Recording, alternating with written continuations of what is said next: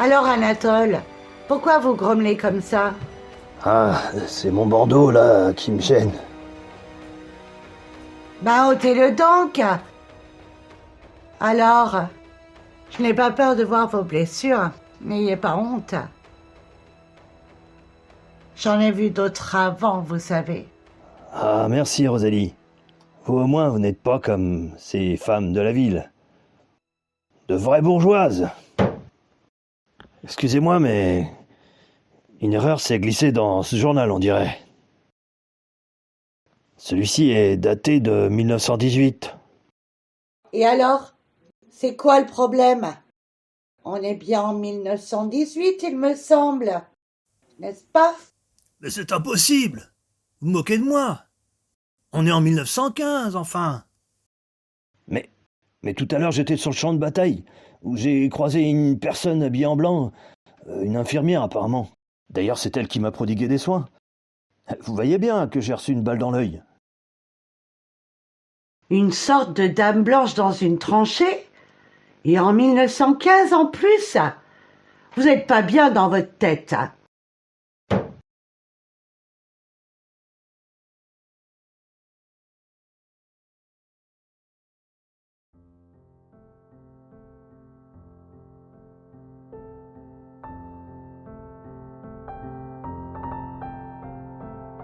Ce n'était pas une tranchée, mais plutôt un petit bois jouxtant notre campement.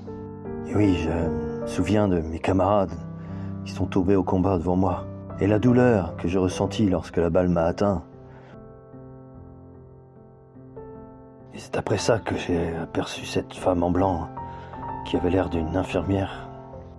Celle-ci m'a prodigué les premiers soins et après, je suis arrivé devant vous et avec un bandeau sur l'œil. Ne me racontez pas de salade. Si c'est vrai ce que vous dites, j'aurais vu ou entendu quelqu'un rentrer ici. C'est bizarre quand même. Mais c'est quoi cette porte-là? Je deviens folle ou quoi? Mais vous n'êtes pas folle du tout. Ça, c'est bien une porte. Et les deux personnes, des fantômes, on dirait. Des fantômes? Ça, c'est diablerie. Mais où sommes-nous? Et vous, là-bas, qui êtes-vous? Fils de l'enfer. Vous êtes dans une auberge, un lieu nommé l'Ankou, mais qui n'est pas damné. Au contraire, c'est un lieu béni. Oh, mais vous n'êtes pas du coin, à ce que je vois. Excusez-nous, chère madame, de vous importuner, mais nous cherchons... Tous les deux, nous avons soif. Pourriez-vous nous servir à boire, s'il vous plaît? Un verre d'Hippocrate nous irait bien. Ah, mais excusez-moi, de l'Hippocrate, qu'est-ce donc? Une boisson nouvelle? Ou bien? Vous vous foutez de moi ou quoi? Tout le monde sait ce que c'est que cette boisson. Ça existait déjà au Moyen-Âge. Oui, mais s'il vous plaît, le Moyen-Âge, qu'est-ce donc? En gros, c'est la période où vous vivez maintenant. Enfin, je veux dire, la période où vous viviez autrefois. Je sais plus. Moi, il dit, je suis impoli. Laissez-moi donc me présenter. Vous entendez? Il m'a appelé Milady. Waouh! Oh, oh, oh. Je suis le seigneur Edward Woodville, Lord Scale, fils de Richard, premier comte de Rivers et fils de Jacquetta de la maison de Luxembourg. Ben, mon vieux, je comprends que vous n'avez pas eu le temps de sortir votre épée de sang fourreau si vous vous présentez à vos ennemis de cette façon. Messire, on se moque de vous, là. Je sens que cette vilaine va goûter de ma hache. Laissez-moi donc lui parler. Madame, restez polie et tout ira bien. Vous comprenez? D'accord. Je vous prie de vous joindre à nous.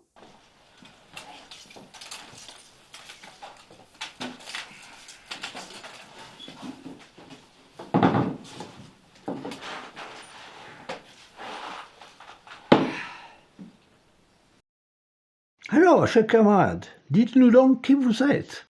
Attendez une minute. Comment vous avez fait pour venir jusqu'ici? Et par quel miracle cette porte est arrivée dans l'auberge? Hein? Hein? Ah oui, il faut que je fouille dans mes souvenirs. Tout à l'heure, j'étais sur le champ de bataille de Saint-Aubin-du-Cormier. Mes soldats et moi étions en train de percer les lignes françaises, quand soudain j'ai reçu un coup d'épée dans le dos et après, plus rien. Et je me suis retrouvé juste après avec ce chevalier. Mais pour le reste, je ne sais rien du tout. On m'appelle Thibaut de Harsquette. J'ai eu la chance de combattre aux côtés de Briand de Penthièvre durant la grande bataille d'Hastings. Que Dieu m'en soit témoin. Il n'est nul pareil que moi au combat. Certes, mais vous avez au moins eu la chance de mourir sur le champ de bataille, à l'inverse de moi. Pourquoi dites-vous ça, cher camarade? Vous n'avez pas eu la chance d'être transpercé par une épée? Ou bien mourir sous une pluie de flèches? Mais de quelle sorte d'armée êtes-vous? Je suis du blason de Bretagne. Mon nom est Anatole Jourdan. Nous avons été regroupés tous ensemble afin d'être fusillés.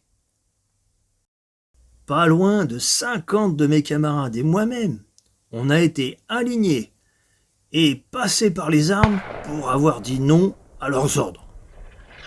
Je suis breton, mais je n'y comprends rien à leur fichue guerre.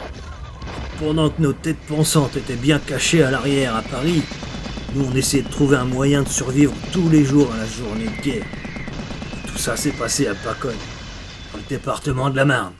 Elles sont vraiment étranges, vos coutumes, par ici. Ah, par tous les saints, il est vraiment bon, votre Hippocrate.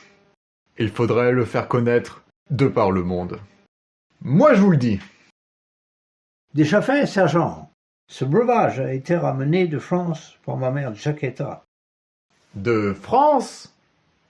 Votre famille est donc bien riche pour pouvoir faire apporter ça de où déjà? Cher étranger?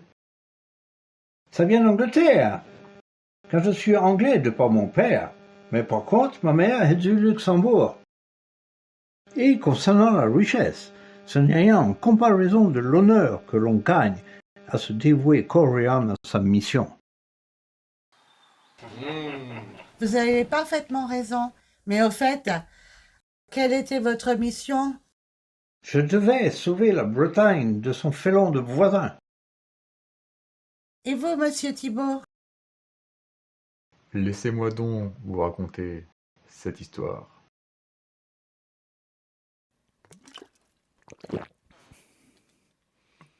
Cela ne s'est vraiment pas passé comme on le voulait. Sur le flanc gauche de la colline, les hommes d'Harold étaient en surnombre. Ils nous dominaient et nous commencions à perdre du terrain.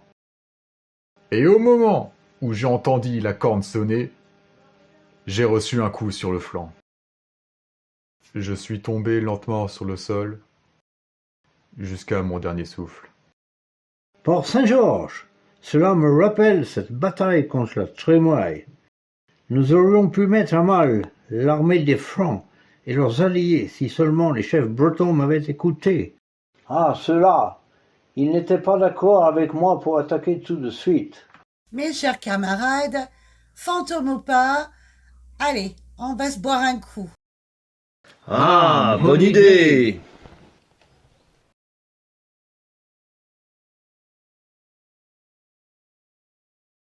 Soyez bénis, madame. Merci à vous, Rosalie. Vive la Vive la Bretagne! Bretagne!